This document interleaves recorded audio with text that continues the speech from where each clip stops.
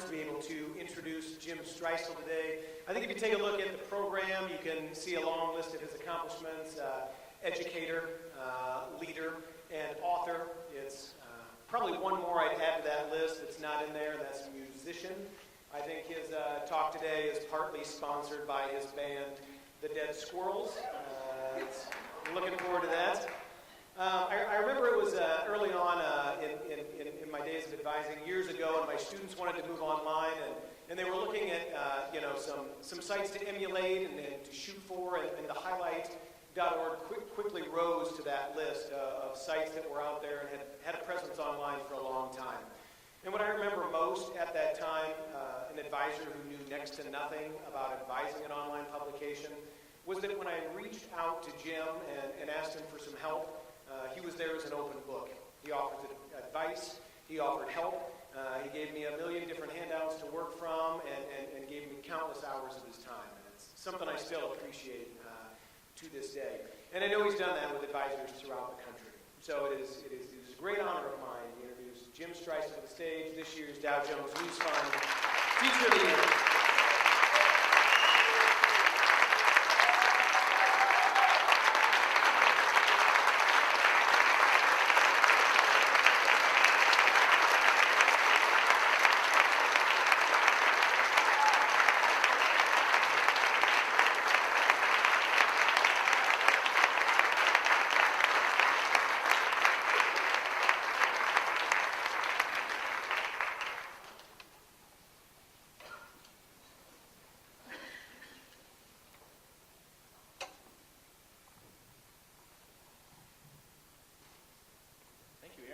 Squirrels Club. It was nice.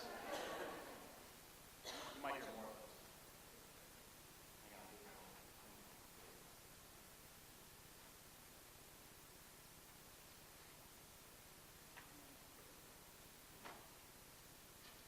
Excellent. Good afternoon. And thank you for that warm reception. Thank you as well to the Dow Jones News Fund for supporting this award, and to the NSPA and JPA hosting this amazing event.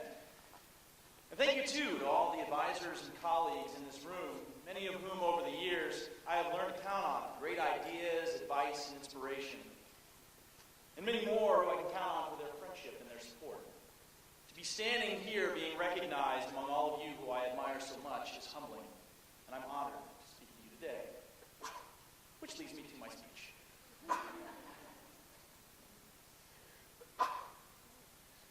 You know, I wasn't always going to be a journalism teacher. In high school, I was not a member of my school's newspaper yearbook staff. Instead, I participated on the speech team. I was in show choir. I performed in musicals. I was a class officer. Bottom line, I love to perform. I love the feeling I got from being on stage in front of an audience. I love the energy. I love the satisfaction I felt from working on something and seeing it come to fruition. Fast forward about 25 years. My angry face. This is me today. Mild-mannered journalism teacher for the past 19 years at the same school in the conservative Midwest. I've been working with the Highlight staff and its subsequent offshoots for most of these 19 years, and I expect that journey to continue, at least in the foreseeable future, unless I win the lottery, in which case there will be a job opening very soon. There is a side of me, a creative side, that never really left ever since those performance days of yesteryear. Some of you know this side of me. Others of you, well, I'm in a band. Well, it's a musical duo. We call ourselves the Dead Squirrels, and we play cover tunes from artists like Jason Mraz, and Tom Petty, and John Mayer. We play some original tunes as well. You're listening to one right now. Feel free to read about us on thedeadsquirrels.com. Again, that is thedeadsquirrels.com. Or better yet, like us on Facebook. Really, you should. I'll wait. Seriously, we play all over the Indianapolis area. From bars and nightclubs to American Legion posts to restaurants and festivals. And along the way, we've met some pretty interesting people. And for me, I guess my love of music and performing never really left. Playing music's an outlet for me. A creative path. It's a hobby. Some people collect stamps. My dad, for example, who doesn't understand how to do this. Some people build model airplanes. I do this. But today's presentation is not really about me. It's about us here in the journalism community.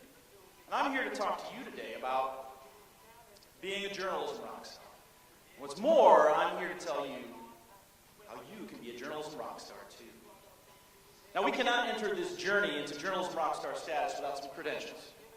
I mean, we're not going to let just any groupie in the door, so we need access. We need backstage passes. There's another one. I've asked several people here at your this is your cue, everyone. I've asked several people here at your tables to help distribute your backstage passes to this rock star tour. Hopefully they're doing so right now. You'll find that they fit conveniently in the back of your name badge. You will also note that they provide you with exclusive all-access VIP treatment. Now, while you're getting those, I'll explain to you exactly what that VIP exclusive access means. Lots of things. First of all, you'll enjoy many perks. For example, you will take advantage of access to several high-quality VIP facilities. You will get delicious catered meals in posh surroundings. You'll be able to drink unlimited supplies of adult beverages. Who knows? You may be able to meet a few celebrities along the way. My assistant principal took this picture. I think he needs to take our photojournalism class. Please note that with this exclusive VIP access, you'll probably be asked to sign your autograph a lot. Oh, hang on. I just messed up. Hold on. No worries. This is a very technical thing. And boom. And see all links. I pressed the wrong button? There. Now, here we go. Now they're all situated with our credentials. It's time now to gear up for our Journalism Rockstar tutorial. In fewer than 10 easy steps, you will learn what it takes to be a true journalism rock star. Ready? Here we go. Step 1, know your material. Any good musician spends hours, days, weeks, years practicing his craft. A great musician realizes that learning never stops. And rather than being satisfied with what he's already created, he agonizes over where he needs to improve. Journalism rock stars need to know their craft as well. It's important for journalism educators to be well-versed not only in the field of journalism, but also in journalism curriculum, in state and national standards, and in best practices. We need to be experts in what we do. We need to know, like the back of our hands, what it is we're asked to teach our students, and we need to be able to justify, using our shared language of curriculum, what it is that we want our students to achieve. But despite what legislators and proponents of standardized testing would have us believe, rote knowledge of that curriculum is not enough. It's a starting point, to be sure, much like learning chord progressions on a guitar is a starting point. But just like knowledge of chords isn't necessarily music, knowledge of journalism standards is not necessarily teaching. That's why we need step number 2, to do it for the music. In other words, once we know what we need to teach, we need to know why we teach it. My oldest son is 13 years old, dead squirrel in the Mickey, and he plays the saxophone. When he started playing 3 years ago, he was not very good. He knew about 3 notes. Half of those were squeaky, off-key, or non-existent. It was the da, da, da, da. That was all he knew. But he practiced. He learned through his band class how to read music. He started playing better. 2 years ago, he moved to first chair, where he has remained. Last year, he joined the jazz band. He got even better. Just this year, he started to perform improvisational solos during his jazz band concerts. In just 3 years, my son has learned to take what he's learned, absorb it, and turn that knowledge into something personal. Before my very eyes, he's becoming more than just a music player. He's becoming a musician with his own sound, his own voice. His teacher has helped to foster that growth.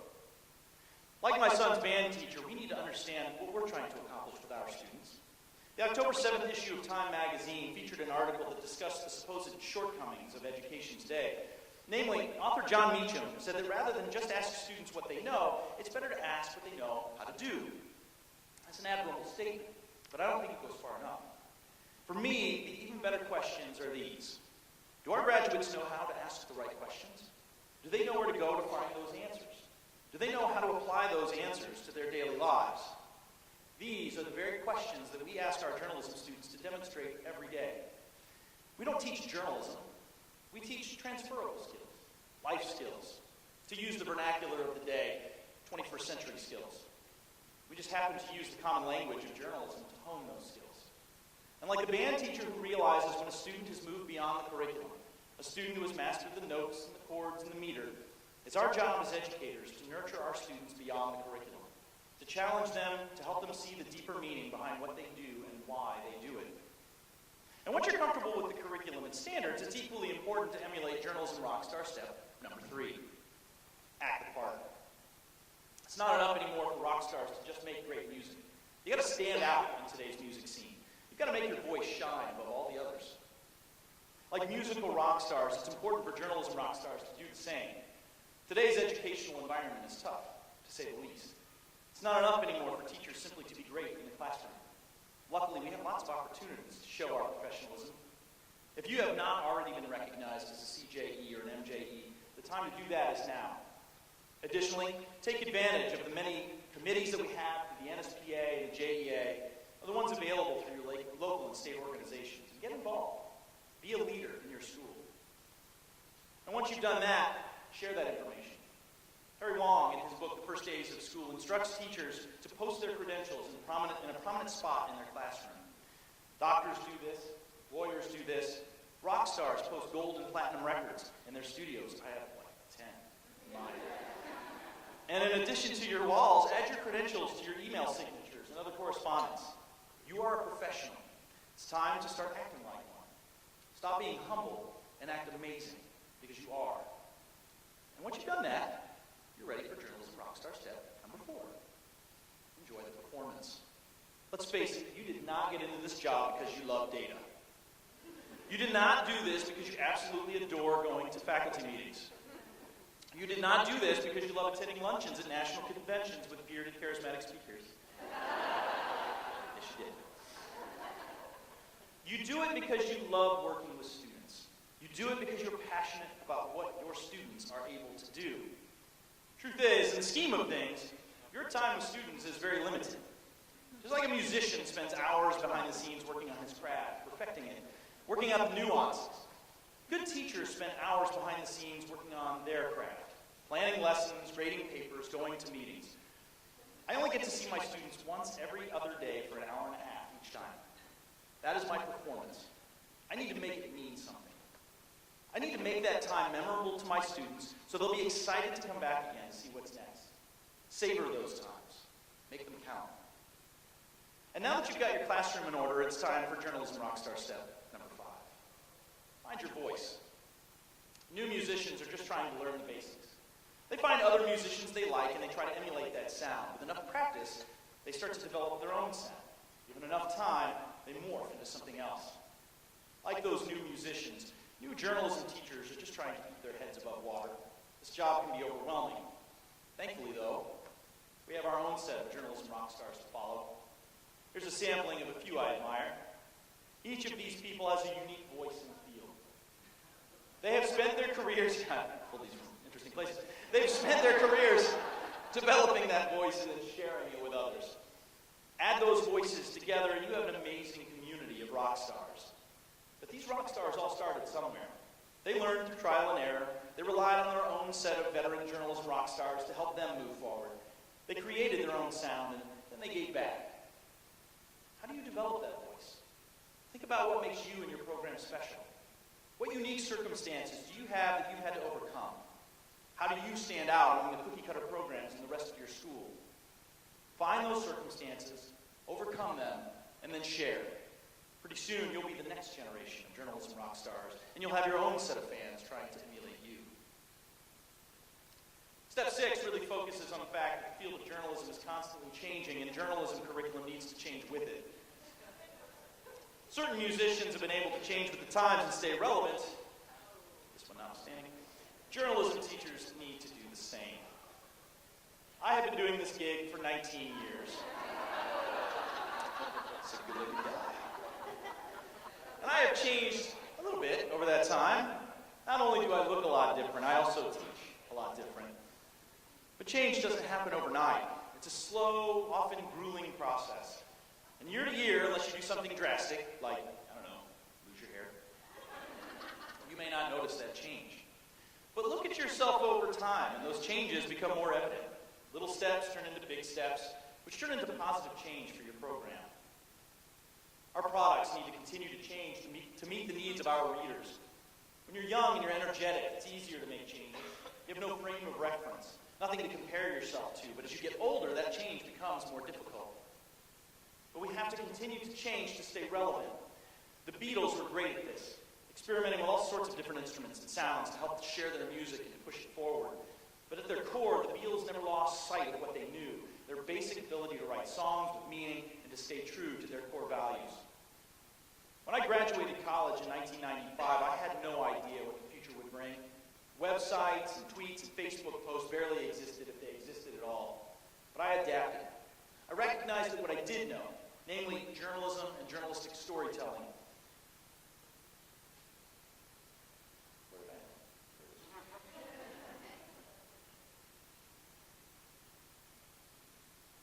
There it is. Would never change. The rest of these items were just tools to help us tell those stories in different ways. Journalism is changing, perhaps more so than any other area of study. And we can either decide to avoid those changes and become irrelevant very quickly, become a one-hit wonder, or we can choose to embrace those changes and adapt them for our own needs. Journalism Rockstar step number 7 should not be too difficult for many of you. I'm looking at the table down here. But it bears mention here. It's so important to celebrate what you do with your students and with your teaching community. Celebrate everything.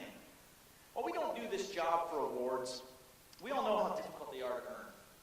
Enjoy them. Celebrate milestones. The first deadline, the last deadline, an awesome interview, a new feature on your website. Give paper plate awards. Sing happy birthday as loud and obnoxiously as you can.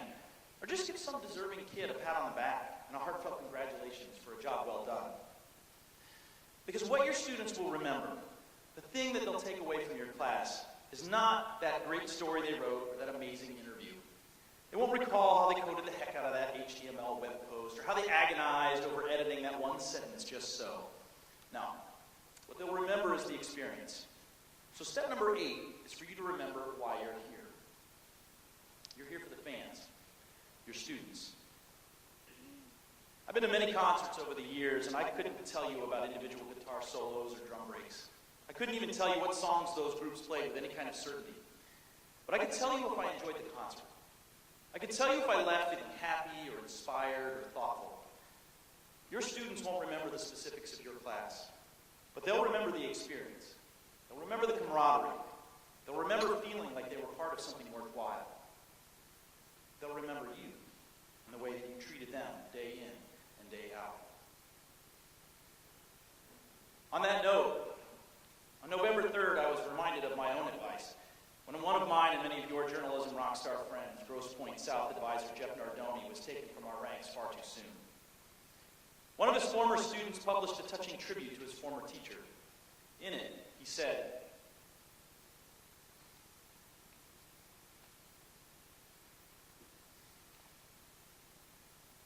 "One of the reasons I respected Mr. Nardoni so much was because he never once tried to silence me or turn me into something I'm not.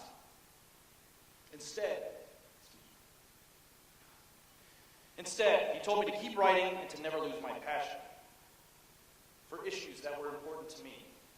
He told me to let him worry about the would-be censors."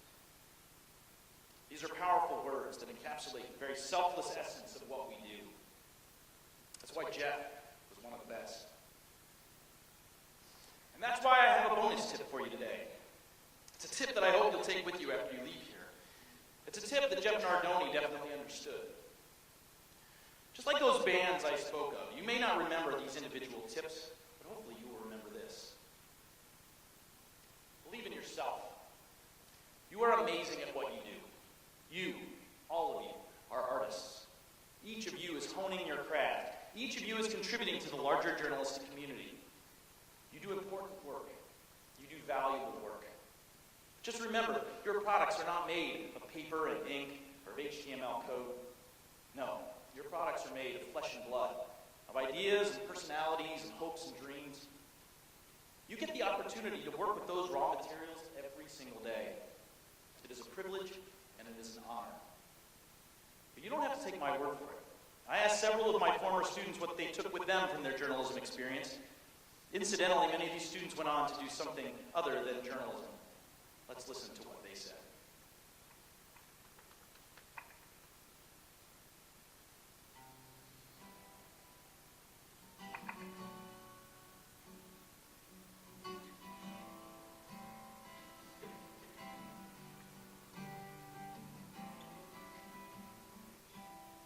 It's time to open your eyes, see the sunshine coming through, hands reaching out for something new.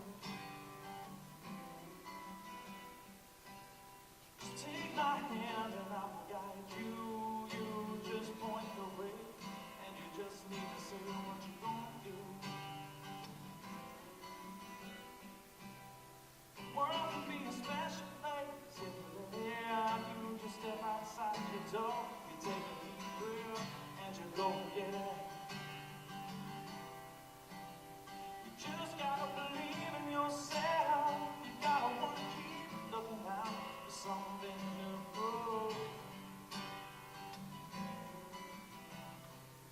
Don't be afraid of what you might find. Just keep in mind what you believe is right. And I believe in you.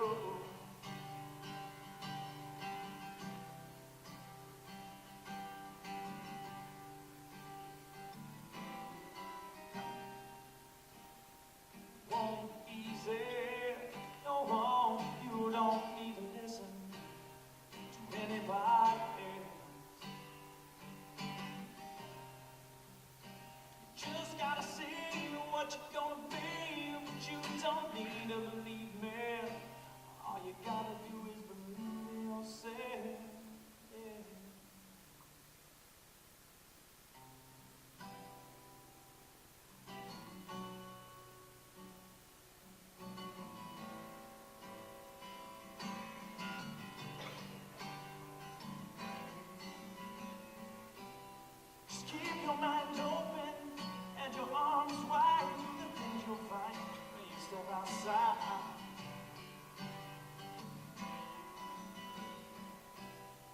Turn over every stone. Know that you're never alone, not even for a little while. Just remember to try everything, avoid nothing. Let your soul take wing, and don't forget to sing with the night. You just gotta believe in yourself. You gotta want to keep searching out for something new. Oh, yes you do. Don't be afraid of what you might find. You just keep in mind what you believe is right. And I believe in you. Yes, I do. I believe in you.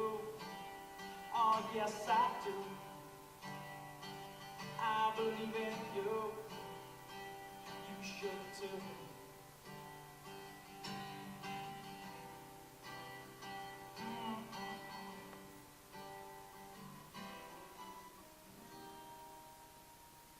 Yes, I believe in you.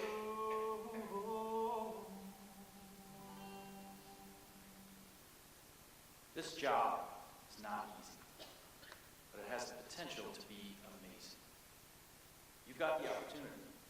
You've got backstage passes to the most amazing job on the planet. So go, spread your music. I want to hear it played loud and clear until my ears bleed. Go be a rock star. I believe in you.